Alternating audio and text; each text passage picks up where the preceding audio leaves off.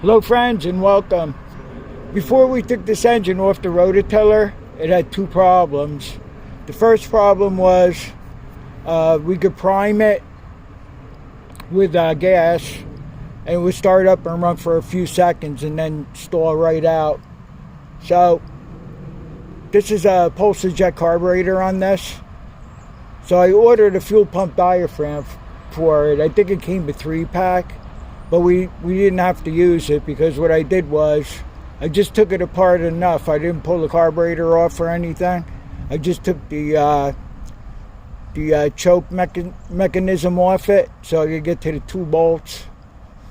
No, I took the choke mechanism off so I could get to the main jet plug. It's got a plug in it. So what we did was I pulled the plug out of it and I shot some brake clean through the hole, and we got it to run. It seemed to clear up pretty good. And then the second problem was, oh yeah, and by the way, the next day before I pulled the engine off, I started it up on choke. It started up first pull, and it ran good. It surges a little bit, but it doesn't matter. But when we were in the midst of starting this thing up, the pull cord frayed. It's ready to do it again.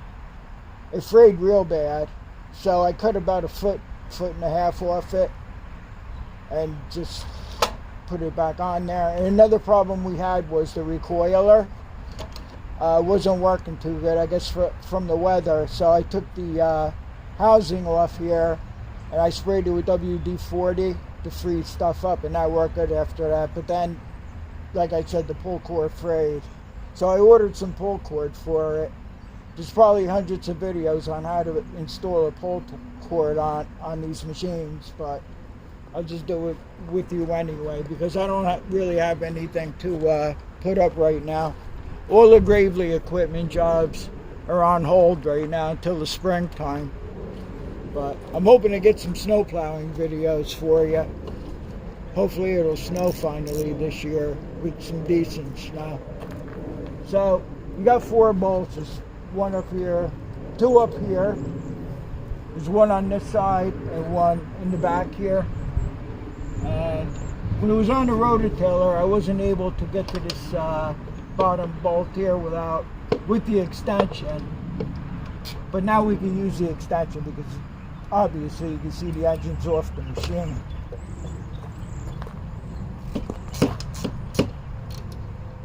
I got it up on the block so it's not sitting on the table here, so we can work with it a little better. So we'll take these 4 bolts out here.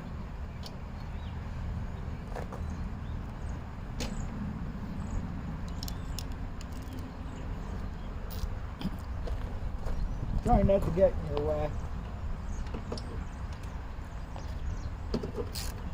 I'm using a 3/8 socket with a 1/4-inch drive extension and ratchet.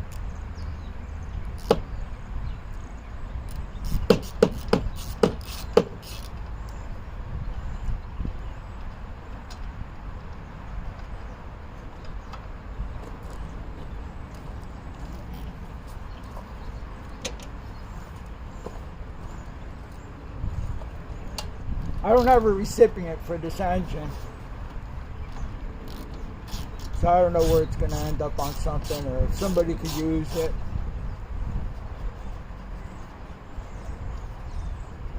It's only a 5/4 Briggs, but it ran the rototiller just fine when the rototiller worked. So.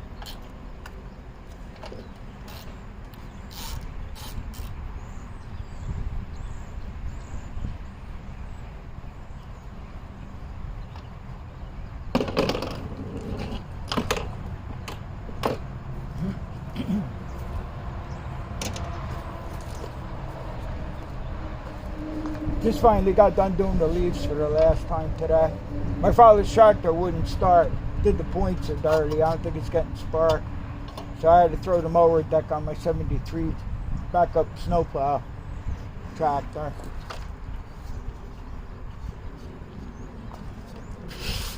Alright, while I was at it, when I told you I sprayed the recoiler mechanism here with WD-40.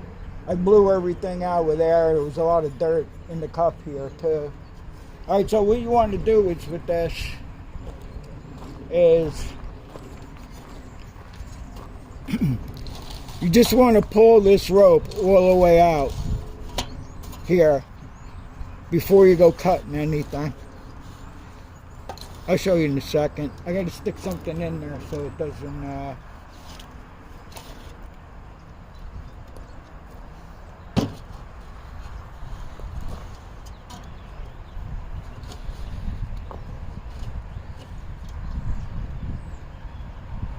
I'm just wrapping it around my hand here to pull it out, and then we're going to stick something in there so the pulley doesn't spring back in. I think we'll have to use this thinnest screwdriver here, and that's even too thick. I guess I'll find something to stick in there in a second.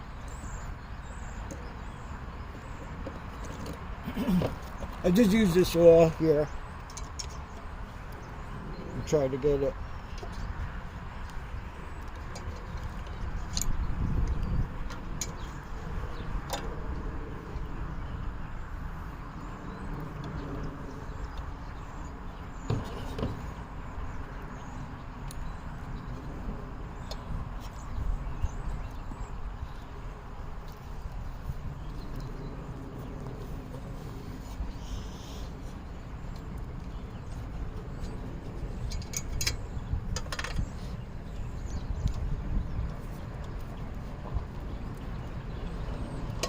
See, there's a lot of tension on here, so I'm having a little trouble getting this.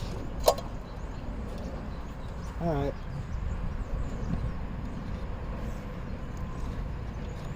Okay, so I have the rope lined up here from where it goes in. I hope you can see what's going on here.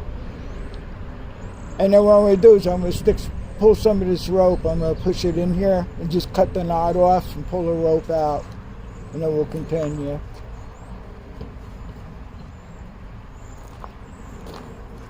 And then I'll show you exactly what I did and how I did it.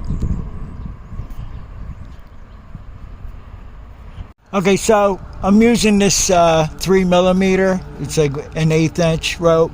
I usually buy the package of I think it's Arnold brand. They usually have it in the Home Depot. It's 3mm, and the American size is 1/8. Okay, so sometimes you're lucky and you could pass it through where the rope comes out and get it through the spool here. So I was lucky and I got it through there. This rope is thinner than the original rope on it. I never had no problems with the 1/8 rope with anything I ever put it on. Sometimes what you would have to do is pass it through the other way, through the spool first and then out here, depending on what you're working on. And for safety, I double knotted it. Alright, and what you want to do is take your lighter and just burn the end off a little bit, but I didn't have to because it was already done. When I stuck the rope through there, I didn't have to do that. I'll probably have to do it on the pull cord handle side. So you can just pull this out here, and then I'll get you back up on the tripod here, and then we'll uncoil it. You know, it's got tension on the recoiler right now. Okay, so I'll be right back with you. Okay, so what you want to do is just go slow with it and let the rope feed in here.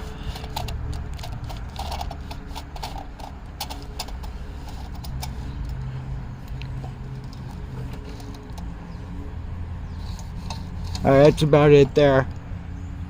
And then I'll take the handle. What I'll do is, this is where the tension starts. I'll just pull it out a little bit. Put the handle on, so when it locks in here, it's got tension on it, so the handle's not just wobbling around.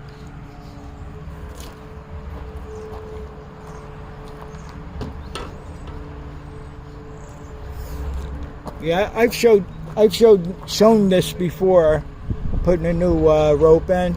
It's really hard to record, so I have to more or less explain to you as I go. Okay, with these Briggs & Stratton, it's like a two-piece here. This tucks into this part here. I've done this before. Make sure that you run this on this part here on first, and then run your rope through the hole here and double knot it, and then you could just place this in here and you're done. Okay, more important than how to put the rope in, you have these covers on the side here. I almost did it. Like this cover here has to be tucked in to the housing here before you push it on. And I'll tell you one thing, Tecumseh engines, you got to really be careful with those. They're a pain. You're trying to catch the bolts and you can't because these guards aren't in where they're supposed to be. So pay really close attention when you take it apart, you know, to where this guard goes. This has like an indent here and there's a hole in the cover, so I know this has to face inside behind the cover here, and it seems to be all right. I can't really pull it because no stability here, and that's it. I did what I said before. I cut as much rope as I needed, and I threaded it through here, and then I tied a double knot, and then I took my lighter and just heated up the end there so it would, you know, the frayed part, when I cut it, it was a little frayed there, so I just took the lighter and heated that up and it's fine. So that's going to be it. I don't know, I hope you got something out of this, but like I said though, sometimes you got to thread the rope first through the spool and then out this way. I was able to go this way with it and through the cover here and into the spool. So you'll see that some of them are different. Just get the right size ropes when you change them. You know, that's an important thing too. So this rope's a little too thin, but I don't care. I really don't have anything else right now. Then I don't know. If something else comes up, I'll be with you again in a week or so. I'm waiting for snow. Hopefully we get some snow this year. The tractors are ready to plow, so I guess that's going to be it. Thanks for watching. I'll see you all on the next one, and take care.